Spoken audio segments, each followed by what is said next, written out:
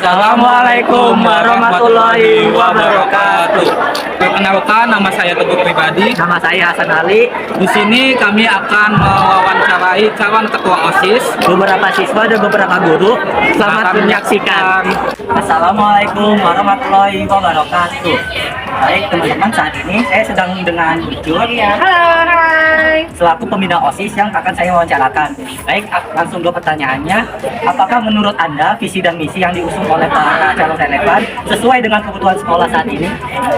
Menurut Ibu, apapun yang sudah disampaikan tadi oleh semua calon ketua OSIS itu sudah luar biasa sekali, sudah bagus banget.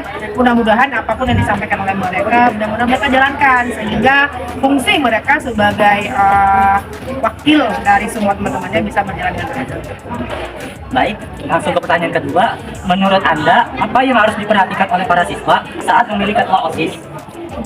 Pilihlah ketua OSIS itu yang sesuai hati nurani, tapi bukan hanya sesuai hati nurani. Mereka itu benar-benar menawarkan program-program yang berpihak pada teman-temannya. Gitu. Jadi semua aspirasi teman-temannya, semua angkatan dari angkatan kelas 10, kelas 11, dan kelas 12 itu disampaikan semua. Pilihlah yang terus juga orang yang bisa membawa diri, gitu ya, yang tidak terbawa, yang tidak sombong, memiliki karakter yang baik. Baik, untuk pertanyaan yang ketiga, apa tantangan yang biasanya dihadapi oleh ketua OSIS dan bagaimana mereka dapat mengatasinya? Biasanya tuh kalau namanya juga organisasi, pasti kan anggotanya banyak. Biasanya itu komunikasi, sering banget ada miskomunikasi antara ketua dan anggotanya atau antara ketua dan PK-nya gitu. Yang penting bisa menjalin komunikasi yang baik aja. Sudah, insya Allah sukses. Baik, untuk yang pertanyaan terakhir, apa harapan Anda terhadap ketua OSIS yang terpilih nanti? Harapan Ibu pastinya yang terpilih nanti benar-benar menempatkan dirinya benar-benar sebagai ketua OSIS Zelga, ya OSIS 93, menyampaikan semua aspirasi teman-temannya, menjalankan proker-proker yang sudah dipaparkan tadi dengan baik, insya Allah bisa membuat Zelga lebih maju. Baik, sekian terima kasih. Terima kasih Abu atas wawancaranya. Okay. Assalamualaikum warahmatullahi wabarakatuh. Assalamualaikum warahmatullahi wabarakatuh. Baik teman-teman, saat ini saya sedang dengan Bu Dinda selaku guru SMAN 93 Jakarta yang akan saya wawancarakan. Baik, untuk langsung pertanyaan pertama, apakah menurut Anda visi dan misi yang diusung oleh para calon relevan sesuai dengan kebutuhan sekolah saat ini? Iya. Untuk visi misi dari calon OSIS untuk periode ini cukup relevan sesuai dengan yang diperlukan oleh sekolah. Pastinya gunanya untuk memajukan sekolah. Baik, kita langsung pertanyaan yang kedua. Menurut Anda, apa yang harus diperhatikan oleh para siswa saat memilih ketua OSIS? Untuk para siswa, ketika ingin memilih calon ketua OSIS itu kriterianya bisa banyak. Sebenarnya sesuai dengan kriteria yang diinginkan oleh si pemilih. Si siswa ini kan berarti si pemilihnya untuk sesuai nggak ya karakter ketua OSIS ini nanti bisa memajukan. Yang pasti diperhatikan adalah komitmen dari ketua OSIS kita ini yang nantinya akan dilihat ya setelah menjabat sebagai ketua OSIS.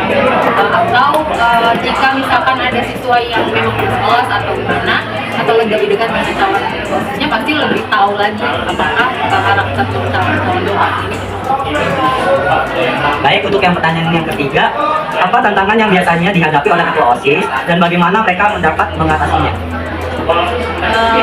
Setelah menjabat menjadi ketua OSIS, tentunya tantangannya sangat beragam karena peran ketua OSIS selain menjadi siswa itu sendiri, yang mana harus tetap ada belajar di waktu belajarnya itu tetap ada capaian pelajaran yang harus ditargetkan. Ada tanggung jawab yang lain yang diampu oleh ini, contohnya dari proker-proker yang mereka buat, mereka harus menjalankannya setelah menjabat. Tentunya tidak mudah, pasti nanti ada rapat sana sini, rapat organisasi, rapat dengan manajemen sekolah dan sebagainya, yang mana waktunya pasti tantangannya adalah waktu yang diperlukan itu pasti lebih banyak dibandingkan peserta didik yang lain, sehingga si ketua OSIS ini harusnya lebih bisa mengatur waktunya lagi dalam melakukan kegiatannya baik di dalam pembelajaran maupun di luar. Baik, untuk yang pertanyaan terakhir, apa harapan Anda terhadap ketua OSIS yang akan terpilih nanti? harapannya sih cukup sederhana, bisa menjalankan program yang sudah direncanakan oleh kandidat, kemudian dapat bekerja sesuai dengan peraturan yang ada di sekolah, tidak melanggar peraturan sekolah, dan juga tetap berprestasi di bidang yang lain. Baik, sekian terima kasih atas wawancaranya. Assalamualaikum warahmatullahi wabarakatuh. Assalamualaikum warahmatullahi wabarakatuh. Baik teman-teman di sini, saya akan mempresentasikan wawancara terhadap. Saya Muhammad Kevin pertama. Baik, kita langsung ke pertanyaannya. Pertanyaan yang pertama, apa alasan Anda ingin memilih calon ketua OSIS? Karena dia pengen muda dan juga programnya sangat bagus sekali. Itulah sebab saya memilih dia. Oke, untuk melanjutkan pertanyaan yang kedua, apa yang membuatmu yakin bahwa dia adalah pemimpin yang tepat? Saya sudah berteman muda dan juga saya juga lulusan dia dan kebetulan saya juga pelajaran jadi bicara inovasi dan makanya saya sekali memilih. Baik, untuk pertanyaan yang ketiga, kualitas apa yang paling menarik dari calon ketua OSIS yang kamu pilih? Yaitu programnya sih. Programnya itu kan bagus banget karena kualitasnya juga menarik, saya memilih dia. Untuk pertanyaan yang keempat, program atau kegiatan apa yang ingin kamu lihat dijalankan oleh ketua OSIS? Program e-sport. Dan untuk pertanyaan yang terakhir, apa harapanmu terhadap ketua OSIS yang baru? Semoga dia Baik, terima kasih atas waktunya Kevin. Assalamualaikum warahmatullahi wabarakatuh. Assalamualaikum warahmatullahi wabarakatuh. Di sini saya bersama dengan calon ketua OSIS. Nama saya Ayesha Berduata, selaku calon ketua OSIS nomor urut 1. Tiga, bagaimana Anda akan mengatasi jika terjadi konflik yang mungkin timbul di antara anggota OSIS? Untuk konflik sendiri nggak mungkin nggak timbul karena kita kan organisasi di sana. Pasti menyatukan kepala-kepala yang ada dalam suatu tempat itu pasti akan susah. Tapi jika kita melakukannya dengan perlahan, dengan pendekatan, pengenalan juga antara kita, menurut aku akan perlahan juga kita bakal bisa menyatukan semua itu sehingga menjadi pandangan yang sama. Nah, ketika terjadi perbedaan pandangan, aku akan bertindak sebagai layaknya pemimpin akan menenangkan ataupun mencari jalan dan solusi untuk permasalahan tersebut. Jadi kita bakal, kalau misalkan situasionalnya tidak terlalu penting ya kita akan mengadakan demokratis, yaitu demokrasi. Nah, kita kumpulin aspirasi anggota, terus kita pertimbangkan mana yang lebih efektif dan lebih tepat untuk mengatasi masalah yang kita hadapi. Pertanyaan keempat, bagaimana Anda akan mengambil keputusan yang sulit dan bertanggung jawab atas konsekuensinya? Jadi lebih ke ini ya, decision making ya, pembuatan keputusan. Nah, bagaimana saya membuat keputusan? Untuk sejujurnya, keputusan yang sering saya ambil adalah keputusan yang saya lihat probabilitasnya berhasil atau tidak. Nah, ketika saya sudah berhasil, saya ingin memilih keputusan dan mungkin di mata orang lain itu resiko ataupun akibat ataupun dampaknya itu besar, tetapi dengan perhitungan saya dan juga skala hitung saya, menurut saya jadinya yang bakal saya pilih itu saya yakin atas apa yang saya pilih dan saya juga berani bertanggung jawab atas keputusan saya. Bagaimana Anda memberikan motivasi kepada seluruh anggota OSIS agar terus aktif dan berprestasi? Oke, memotivasi ya kuncinya. Jadi kalau untuk memotivasi sih, kan kita kan teman sebaya, teman seumuran, sepantaran juga. Jadi menurut aku masalah yang kita hadapi nggak bakal terlalu beda. Misalkan kalau dalam organisasi ya, contohnya ya pasti bakal kecapean dalam antara organisasi dan juga belajar itu kan ada misalnya ada nih kita waktunya lagi ulangan, tapi malah lagi ini ada lagi membahas soal kegiatan dia, mungkin kan yang bakal terjadi kemungkinan seperti itu. Nah, bagaimana saya menyemangatinya? Saya menyemangatinya dengan cara personal, face to face ataupun personal. Dan karena yakin dengan kita berbicara secara personal, kita akan mendapatkan tempat yang ya setidaknya istimewa dalam individu tersebut, sehingga dia mendengarkan kata-kata yang kita kasih dan juga kita juga harus mendengarkan kata-kata yang dia kasih juga. Jadi menjadikan hubungan timbal balik di antara organisasi. Pertanyaan selanjutnya, menurut Anda, apa masalah terbesar yang dihadapi siswa di sekolah kita saat ini? Aku ya, dari yang aku lihat tuh akhlaknya sih lebih penting. Karena aku masih lihat banyak yang bahkan dari jauh aku jadi contoh, temen aku sendiri masih banyak yang berkekerasan dan bertindak laku masih tidak selain kasih siswa. Tapi saya harap dengan kepemimpinan dan organisasi ke depannya itu bisa membuatnya menjadi arah yang lebih baik. Tidak yang langsung kayak langsung stop berubah gitu, enggak. Tapi ya kita pasti perlahan untuk berani mengubah itu ke arah yang lebih baik. Pertanyaan terakhir, apa yang akan Anda lakukan jika program kerja Anda tidak berjalan sesuai dengan rencana? Oke. Untuk itu aku jawabnya singkat aja ya.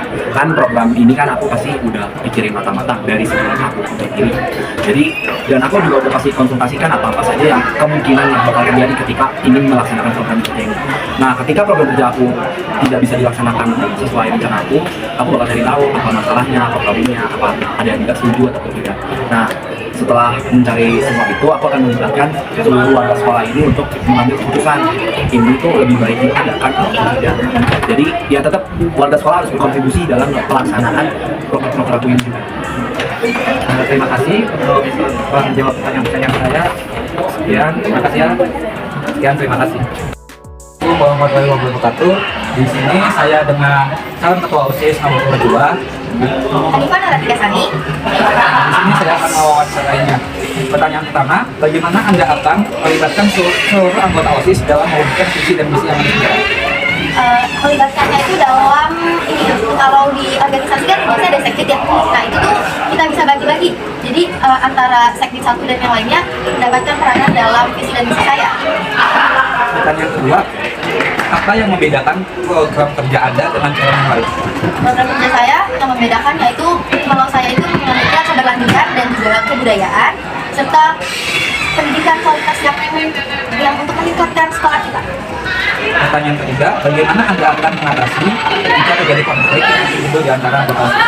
Nah pastinya pertama kalau terjadi konflik kita harus bermusyawarah dulu untuk mencari suatu fakta.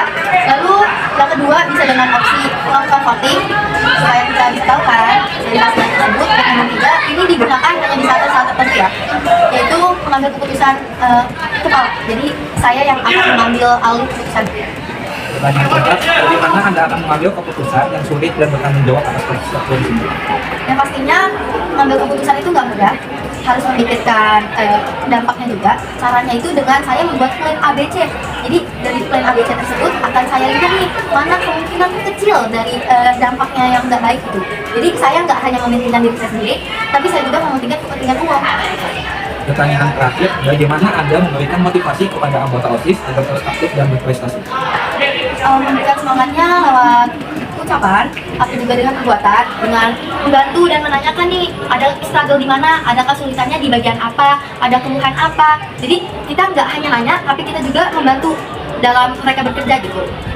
Nah, sekian, terima kasih Anda sudah menjawab. Sama-sama. Sekian, terima kasih. Halo semuanya, assalamualaikum. Di sini Najwa dengan calon ketua OSIS nomor urut 3 dengan.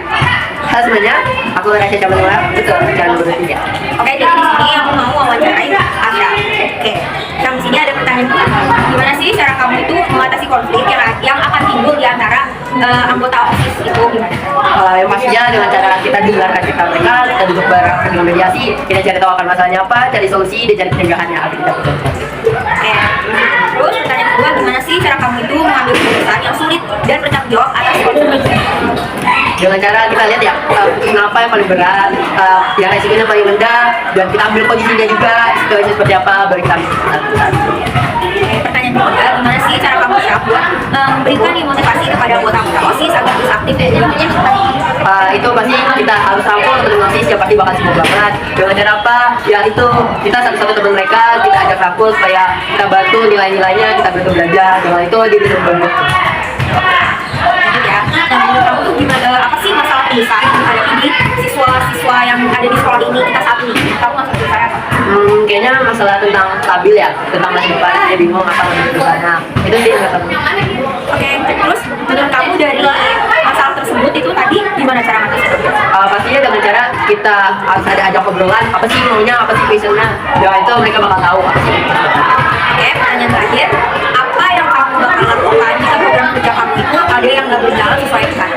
Pastinya kita evaluasi ya, tapi kalau nggak sesuai rencana dengan tujuan yang tetap tercapai, bakal kita perbaiki. Oh ternyata ada bisnya di sini nih, udah kita tambah hal-hal. Oke, terima kasih banyak ya, Sam.